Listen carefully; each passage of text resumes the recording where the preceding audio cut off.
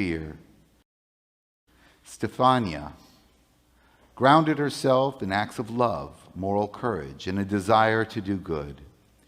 In some ways, the story of this courageous Catholic girl is not unlike other stories of righteous Gentiles who hid Jews from and saved them from certain death. But Stephania's story stands out in some unique ways. Her personal sacrifices and her bold heroism are beautifully captured in a book, The Light in Hidden Places by Sharon Cameron. The story centers on Stephania's unimaginable strength and audacious resistance to the inhumanity of her day as she hid 13 Jews in the attic of her tiny little apartment for over 2 years. At the age of 16, Stephania was raising her 6-year-old sister, Helena, on her own in a small little apartment in Poland, when she became aware of the fact that a Jewish family that she knew and loved needed a place to hide. So what did she do? She created a space in her tiny little attic above her small little apartment in Poland. In this tiny space, Stephania hid this family in near silence for more than 2 years. They had no electricity. They had no water. They had no toilet. The only access to this small space was on a ladder, which Stephania and her little sister would go up and down multiple times a day to bring them water and food and to remove waste in buckets. This task would have been difficult enough were it not complicated by the fact that in the apartment immediately adjacent to Stephania lived an SS officer. And by the end of the war, 2 German nurses actually moved in with Stephania and Helena, often bringing home SS boyfriends, making Stephania feel as if she not only was secretly and illegally hiding Jews in her attic, but also running a Nazi boarding house. When the Polish village was liberated on July 27th, 1944, all 13 of the Jews that were hiding in that attic had survived.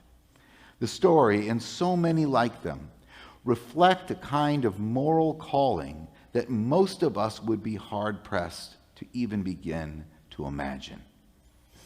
It is difficult to know whether any of us would have taken such a risk.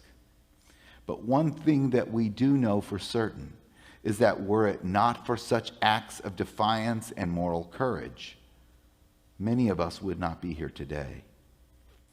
In many ways, the shape and the moral fabric of our world is determined by how we as individuals and as a society respond in the face of calamity and evil.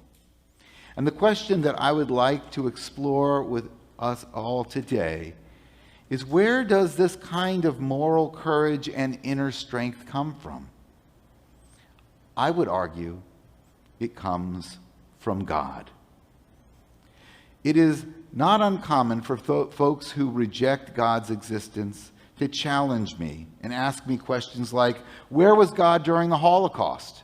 Or what kind of God would permit destructive forces like floods, earthquakes, hurricanes to ravage our planet? Or why would God permit horrible diseases to destroy innocent human lives and permit boundless human suffering across the globe? All of these are reasonable challenges. All of these are thoughtful theological debates. But I do not believe in a God that resides in catastrophe. I believe in a God that works within us and through us as we respond to the challenges that we face, from the smallest personal trial to the countless tragedies that have plagued our world throughout history. I believe in a God that resides in the quiet heroism of individuals like Stephania and Helena, who stretched themselves to the limit of human strength and endurance to do what is right in the face of evil.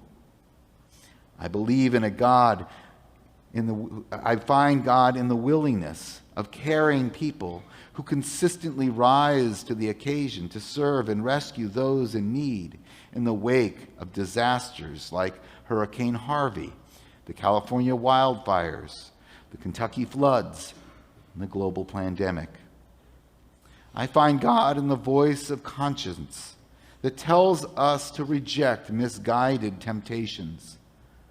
I believe that God resides in the willpower, motivating people to surpass, sacrifice, and extend themselves without limits, even when what needs to be done is difficult, expensive, inconvenient, and unappreciated.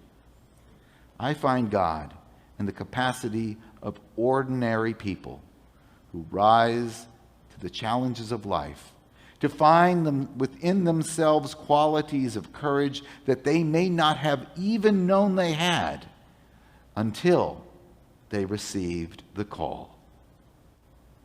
In the book of Kings, chapter 19, verses 11 and 12, a passage that we will be exploring during our discussion hour this afternoon, we find a passage that draws our attention to the Bible's way of describing this call, how the Bible describes this moral voice. The passage takes place during a time of Israelite history, which is the Bible describes as being very, very dark. It's during the time of King Ahab and Queen Jezebel. During this period, societal unrest has reached a great peak. And Elijah the prophet retreats to the desert to reconnect with God and to figure out what to do. There in the place of the Israelite wandering, in the place where the commandments were revealed and the Torah was received by Moses, Elijah experiences an epiphany which is recorded in the following way. There was a great and mighty wind, splitting mountains and shattering rocks. But God was not in the wind. After the wind, an earthquake, but the eternal God was not in the earthquake. After the earthquake, a fire, but the eternal God was not in the fire. And after the fire, a still small voice. Like Moses, who hears the divine call from a burning bush, this still small voice speaks directly to Elijah and compels him to do the right thing, to fight against the tyranny of evil and help pave a path for goodness, justice, and truth. Elijah responds to this still small voice and returns to the work that needs to be done to repair the broken world of his day. This divine call is familiar to most of us. Call it an impulse to do good. Call it a voice of conscience. It is a voice that we have heard repeatedly in our lifetimes. Many of us heard it 5 years ago when our city suffered the catastrophic flooding of Hurricane Harvey.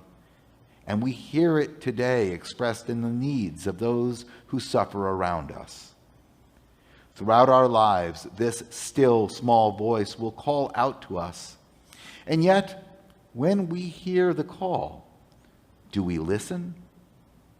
Do we respond? And if we do, how do our responses manifest themselves in this world? These questions are at the heart of a Netflix miniseries called God's Favorite Idiot, starring Melissa McCarthy. The show is pretty goofy.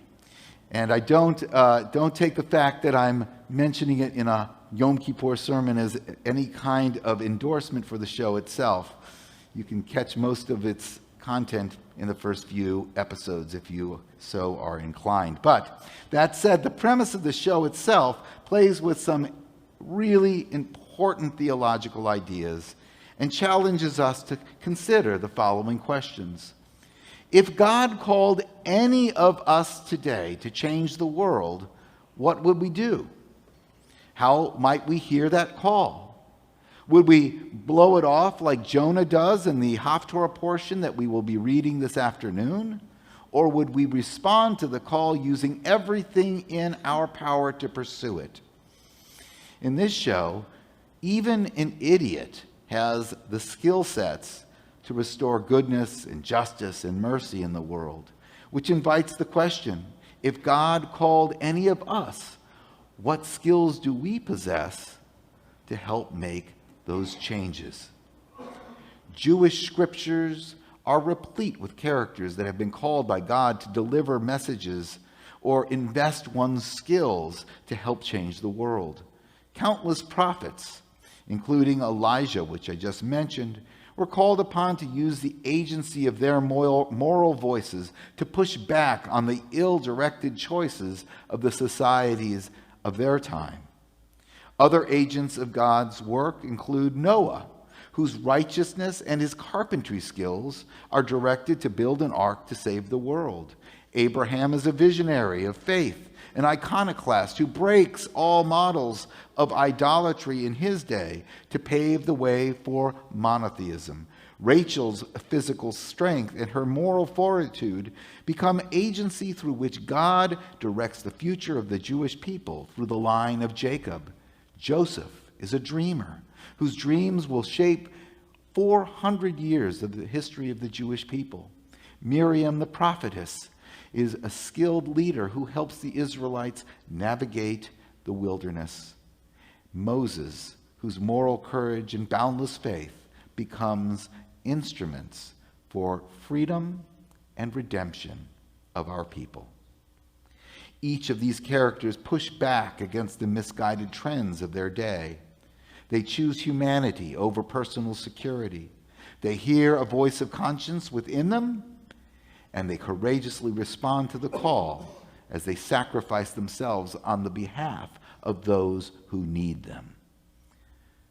We too are called from time to time. And when we look at these biblical characters, as well as characters like Stephania and Helena, we see that they are ordinary people like you and I. None possess any kind of superpower, but what sets them apart is their ability to use their ordinary skills and talents to respond to the call. We all have skills and talents. We all have the capacity to make a difference.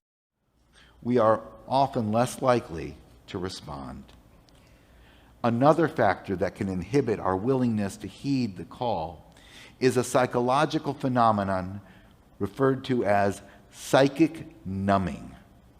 Psychic numbing is the tendency for individuals or societies to withdraw attention from situations which are perceived as being too massive to solve.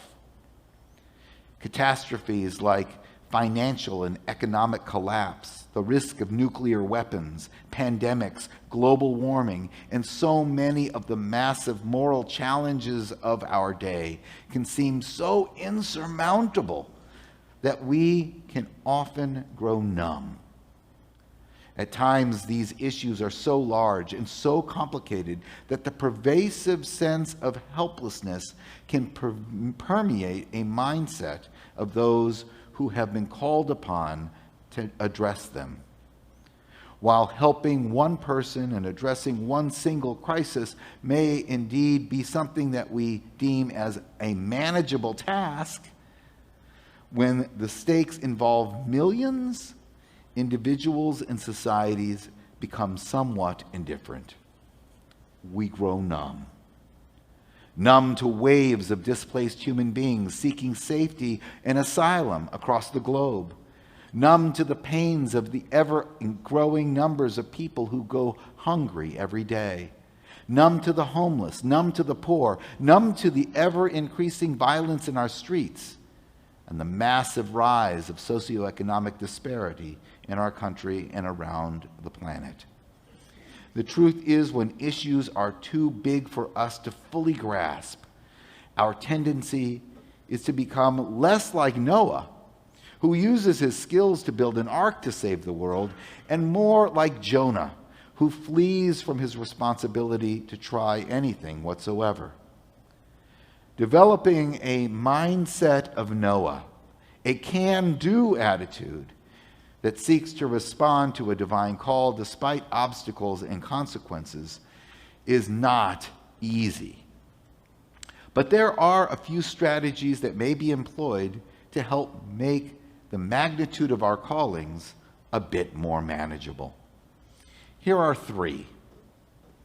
We can shrink the expectations of what we believe we can change, or what change might look like. We so often think that we've got to do it all, but sometimes if we can just shrink the goal, we can accomplish it. Number two, we can approach massive issues by addressing the root causes of the issues in the first place.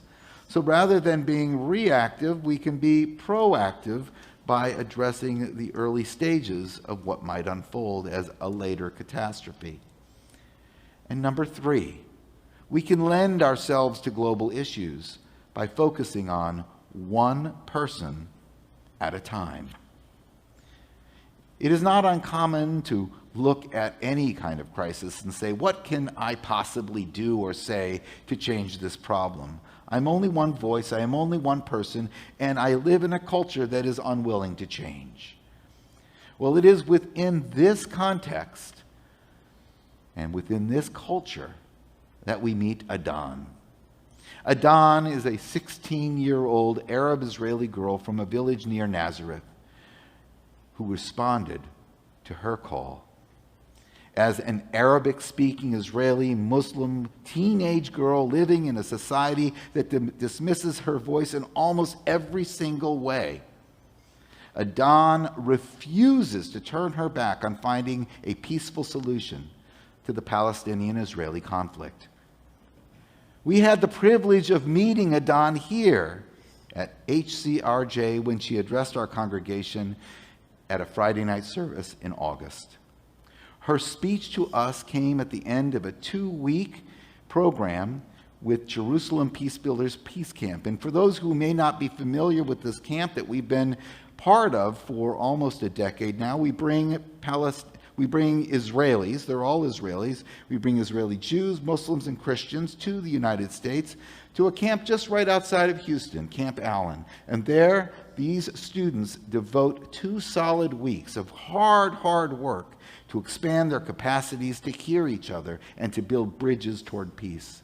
These kids are 100% invested in this process. They work hard to listen, and by the end of the program, they share their experiences, their hopes, and their dreams with synagogues, churches, and mosques all over the city of Houston. We were fortunate to hear the message from Adan, whose words were filled with hope and optimism. She openly shared her struggles, but concluded with an approach to this conflict that should be the model for all who are seeking a way to meet the challenges that we face that seem beyond repair.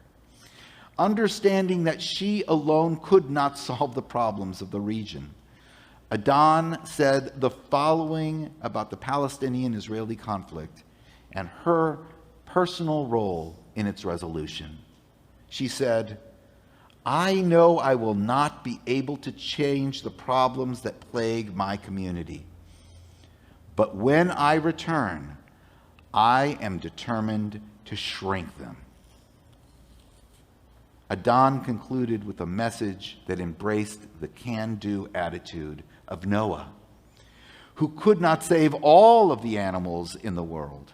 So he shrunk the focus of his efforts and saved them 2 by 2. Shrinking our expectations of what we understand we can change can be empowering. In many instances, it can help us understand ways that our talents and skills might make a difference.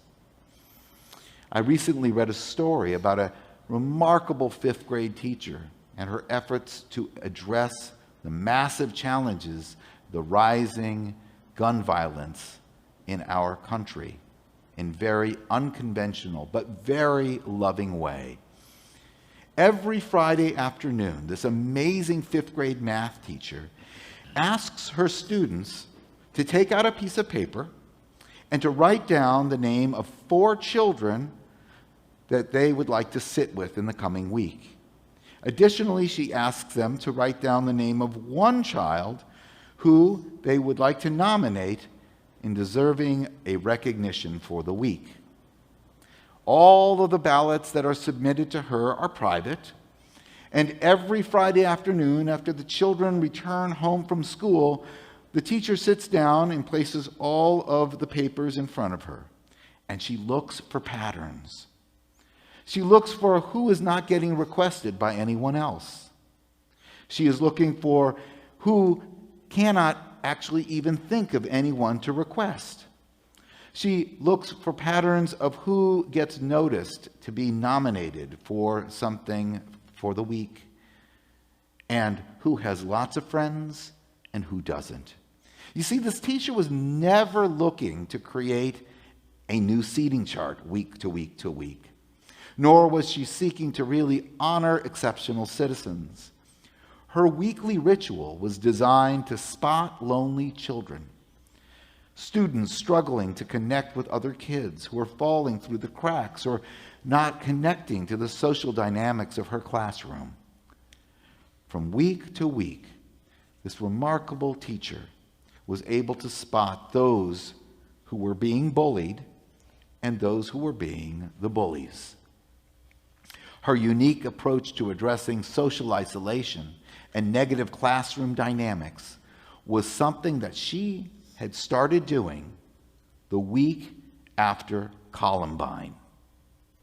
Just as Elijah the prophet, who received his calling in the aftermath of catastrophe, this wise teacher heard the still small voice in the aftermath of Columbine.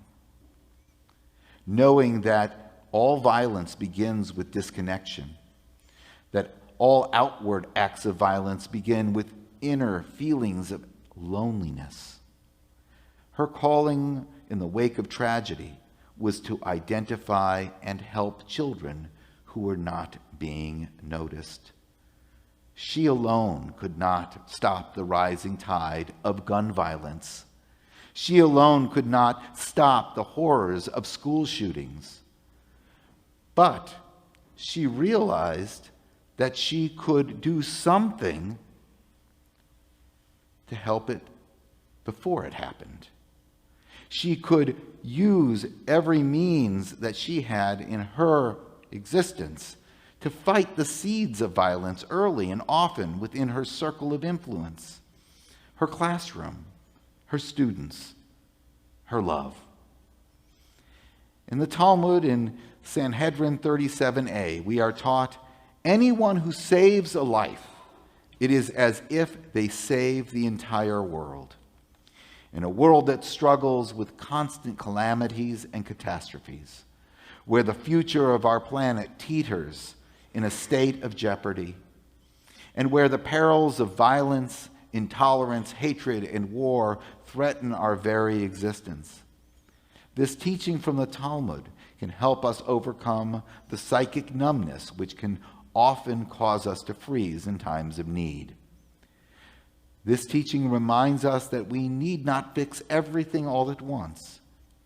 It also reminds us that, like the characters in the Bible, none of us needs to be a superhero, nor do we need some kind of superpower. The truth is, we all have agency. We all have unique gifts, talents, and resources at our fingertips that we can use to push back against the trends and the beliefs of a compromised humanity, to stand up for the rights of those whose rights have been compromised, to fight for challenges and changes that are needed to heal a fractured world, and even save a life or even many in the process. Our faith has long taught that we are God's agents in this world. From Noah to Abraham, from Moses to Elijah, to the countless people in the generations which follow, God continues to speak to us and through us with a still, small voice. It calls upon us to listen, for this voice comes to us in a whisper. If we can just open our ears to hear the voice that calls us, if we can just find the inner strength to respond, even when the odds seem stacked against us, if we can embrace the idea that not everything needs to be fixed at once, then perhaps we can break through that numbness that causes us to freeze in our tracks. Perhaps our epiphany will be that we are not powerless, and there is indeed something we can do. We can show up. We can show love. We can show resistance when resistance is needed. We can show a willingness to be part of a solution. We can be like that 5th grade math teacher who hears a call to action from the loneliness and isolation of children. We can be like Adon who responds to the call for peace by shrinking the odds so strongly stacked against her. We can be like Stefania and Helena, embracing their inner voice of morality to save 13 Jews from certain death, and in doing so, saving generations to come. In the year 5783, there is much to be done. And while it may not be possible to do it all at once, we can employ our talents, our gifts, and our resources to the eternal whisper of God's still voice. Ken Yehi Ratzon, may it be so.